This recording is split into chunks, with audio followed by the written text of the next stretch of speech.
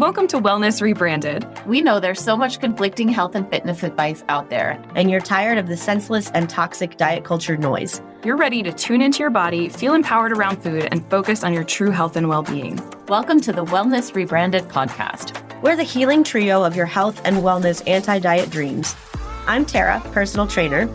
I'm Elizabeth, registered dietitian and certified intuitive eating counselor. And I'm Maura, licensed clinical social worker. Together, we're pushing back on diet culture, hustle culture, and toxic positivity to help you practice genuine health-promoting self-care. So grab your water bottle, forget the rules, and let's start rebranding your wellness journey. Okay, you guys, so the name of our podcast is Wellness Rebranded, and I think we wanted to explain to people why we feel the need to rebrand wellness. So I'm really looking forward to this conversation, and I would love to kind of know, when you guys think about wellness, or when you think other people think about wellness, what do you think they're thinking of? bubble baths, detoxes, green juice, Smoothies. Yeah. Always searching for kind of that thing out there, right? Okay. Yeah. There's Supplements. the right skin routine. Oh, yeah. That's a There's good one. yeah. I didn't think of that, but that is so on point. There's sort of probably an element of elitism to it, right? Totally. Privilege. Yeah.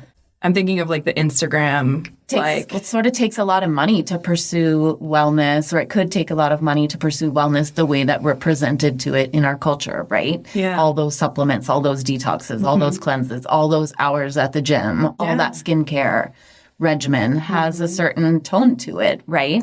And what happens is that so many people are actually running themselves into the ground pursuing wellness, right? There's this sort of underlying theme or this obsession with pursuing health or having the perfect health and thinking that it's just within our control. If we just could eat the right superfoods or manage our calories or exercise enough. meditate enough. Meditate enough. Oh, that's a good one, too. That is, you're full of them. All right. man. More with the zinger. But if we can just do it enough, right? If we can find the right thing and do it enough, that's sort of our obligation to be pursuing it. There's some sort of like moral undercurrent to it, right? If you're not doing it, What's wrong with you? Right. you can feel stress or guilt or shame. It's like, oh, you just gave up.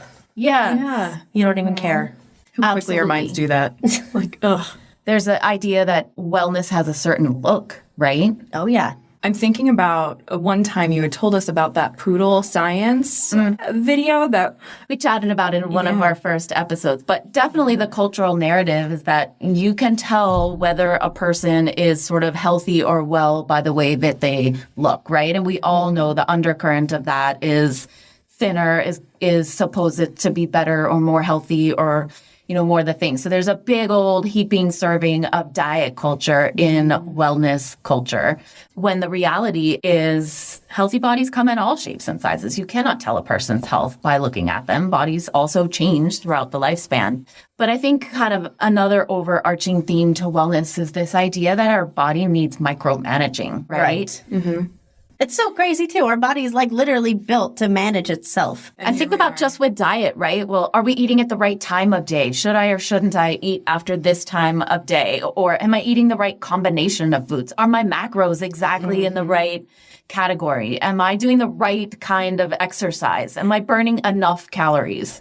I wonder how humans thousands of years ago thought about food. Like, did they do this? Yeah, I mean, I think no, right? Oh my gosh, I'm hungry, and here's a Tyrannosaurus Rex. Let's dig in. My favorite meal. Oh, me too. I love the dino legs. And think about even just with food, right? Should we be eating gluten? Or everybody thinks they have a gluten sensitivity now. And of course, there are some people who shouldn't eat gluten. But, Right. but There's real allergies. But there are many, many more people who really can eat gluten and be just completely fine, or just worrying about these very specific micromanaging things. Yeah. So how do you guys feel about wellness culture?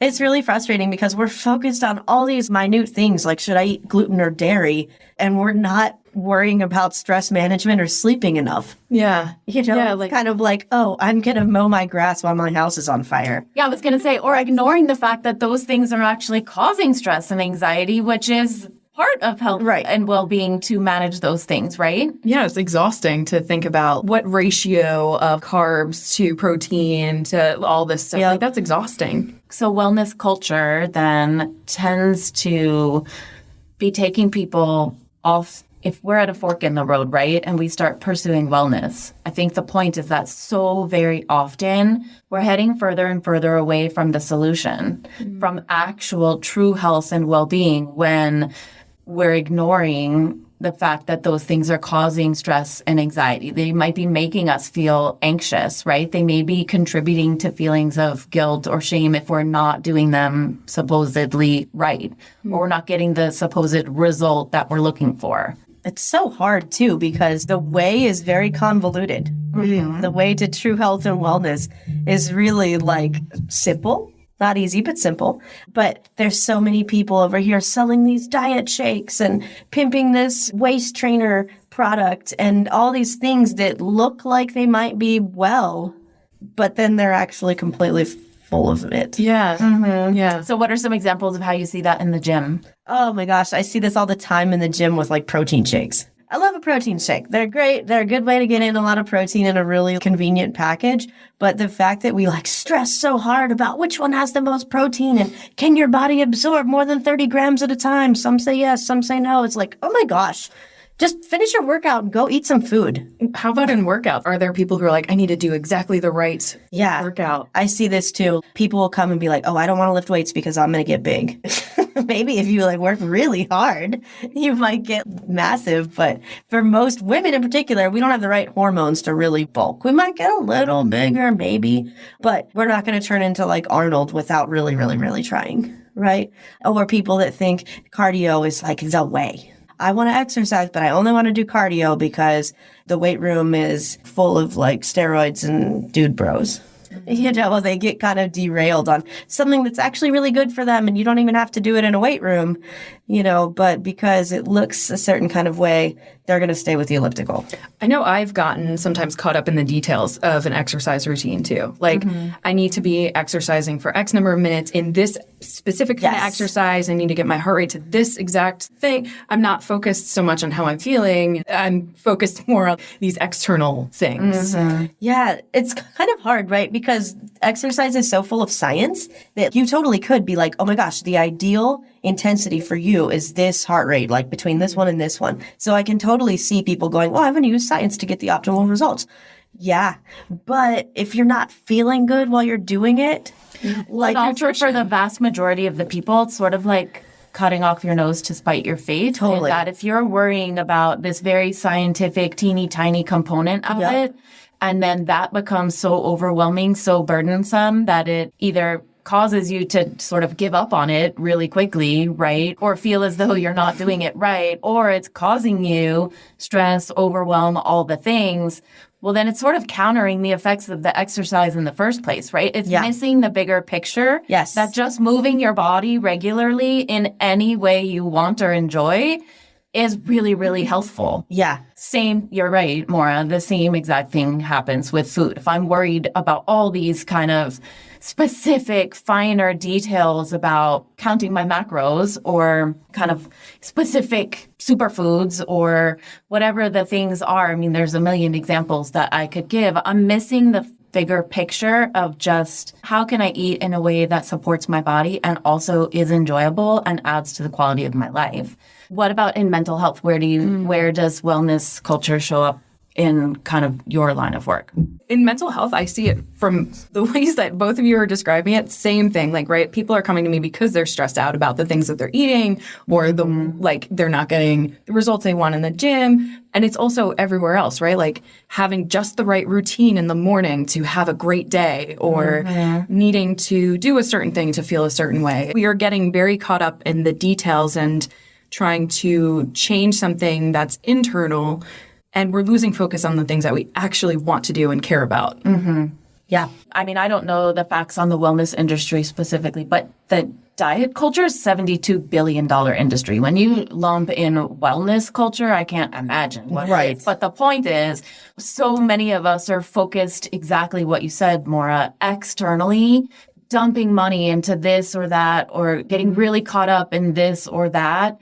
And every time, for so many people, you're getting further and further away from what's actually going to enhance your health and well-being. And I think part of the problem is that the things we know most concretely enhance our health and well-being, they're not sexy. They don't sell programs, right? Yeah. But eat your vegetables and fruits and vegetables and eat in a way that's enjoyable. Well, I can't make a whole lot of money on that, right? If I'm a program out there selling something. People are looking for that very fine-tuned, micromanaged, extra special something. And it's all taking our focus externally, right? Mm-hmm. It's funny. I thought of, I've had this thought myself, and I've heard it from so many of my clients. When we like do these very basic things, we're like, dang it, this freaking works. This is so annoying. This like, I hear that at the gym all the time. Like, oh, I only have to come like half an hour twice a week and I'm going to see some results. Yeah. weird. You don't have to kill yourself every day. Mm-hmm. That's like diet culture, hitting you in the head with that. It's not reality. Just a little bit counts. Yeah, so we're all really passionate about presenting a different version of health and wellness, right? I call it genuine health promoting self-care. I'm not exactly sure how you guys phrase it in your day-to-day, but really being able to let go of the external, right? Let's drop the idea that there's this magic solution out there that's going to give you the perfect body in the gym or make your health magically better if you could just eat this right certain combination of foods or Suddenly feel happy every single day of your life. yeah. Oh, is there a course on that? Because I'd like to take it. I'm sure there is a course. Probably wouldn't recommend it. So we're trying to help people kind of ditch the external, right, and tune back into your inner body wisdom. Mm-hmm. Our bodies are designed really, really well to pretty much run themselves efficiently, right? They don't need detoxes and cleanses or a lot of fine-tuning solutions in order to kind of maintain their homeostatic level. For the most part, when we're not suffering from a certain illness or disease, our bodies are doing that. We don't have to micromanage it every step of the way. Bodies are so cool like that. They really are. Just the fact that it's such a complex system that completely runs itself and just needs a little sleep and a little nutrition is like crazy. Yeah. A huge part of what we're also trying to do is to help people let go of those impossible standards, right? The impossible standards of diet culture, the impossible standards of wellness culture, the impossible standards of toxic positivity. Yeah, it's hard because we get this messaging externally, right? That's like the ideal in our culture. And then we take it on and I say these same things to myself all the time, right? Like I get caught into it. I buy into these ideas. Yeah, so we're really trying to help people kind of understand what wellness culture is, what diet culture is, the harms that they have, really in each of our own unique practices, right? Working with people, trying to tune back inward to the body and really take that other fork in the road that is really heading towards true wellness. Yeah. true self-care, the stuff that may not be sexy, that may not sell diet programs or supplements or crazy toxic positivity courses, but that actually are meaningful and genuine. And I think it's so important to really embrace this, particularly as parents, because we're affecting that next generation. Mm-hmm. If I really think within a couple generations, we'll see a whole shift in society because there are so many people like us that are trying to change the way we view things and change the way we react and interact with ourselves, that our kids and our grandkids are going to grow up differently. Yeah. So we're making a difference long term. Evelyn Tribole, who's one of the authors of Intuitive Eating, always says that intuitive eating is about ending the legacy of diet culture within families. Mm-hmm. And I just love that so much because most of the work that I do is sort of helping people heal their relationship with food and their bodies and find peaceful solutions to food that are sustainable. But imagine if we can help the next generation avoid having those struggles in the first place. That's an incredible gift that we can give to them. Absolutely. And one of the reasons, by the way, speaking of those impossible standards, is why I'm so passionate about providing weight neutral care. In my practice, is what happens is when we're only focused on weight loss, that's when we tend to get stuck in those all or nothing, on again, off again. you get some of the messaging sometimes, well, it doesn't even matter what you're eating. It just matters what the bottom line calories are. Well, of course not. That one. Yeah. Yeah. Lived that one. Yeah. Right. Of course that's not true. It matters the quality of your intake of food. And so instead of focusing on weight, which is truly not a great parameter of health. I always tell my clients weight is your body's relationship with gravity. Yes. That's like literally all it is. And if we can leave it there and let it be that and focus instead on what we're doing, on the how we're eating, how we're moving, how we're nurturing our mental and emotional well-being, it's far more actually health promoting. And so I think as a group, us and many other providers as well, just see the harms of wellness culture and the downsides of diet culture and wellness culture. And we're really trying to shift the narrative and actually help people zoom out to think. There's this narrative out there that health is sort of just what you eat or how you exercise, right? And really, it's so much bigger than that. It's your physical, your mental, and your emotional well-being. And that's what we're really trying to remind people of. Yeah. When you're talking about like this weight neutral approach, it reminds me of a conversation I often have with clients early on, which is usually not a fun one to have because it's one that I'm telling them that my goal isn't to help them feel better. Mm-hmm. I'm not here to like make them happy every single day. It's more how we relate to these, like how we can have these feelings differently or like how we live our life, which is kind of what you're talking about, right? Rather than focusing on weight loss. And for me, it's rather than focusing on getting rid of a feeling, it's how can we show up in a way that we want to show up? How can we eat the kinds of things that make us actually feel good and that get us closer to the life we want to live? Mm-hmm. How can we relate more to people in our life that we care about? I love it. It's more about the day-to-day, right? Not some big overarching holy grail of health or ultimate goal. Yeah, we think of it as like a destination. Yeah. Really, it's like a journey. Exactly. Yeah. I love that you said that it's a journey, not a destination. It makes me think of this metaphor of us being at a fork in the road, right? This one fork is saying, here's how do you get to the destination. The destination is this way. And we're saying, wellness is really the journey, and we're taking that path. This is a different path than the one that's saying, come over here. This is how you get to the destination. I liked it too.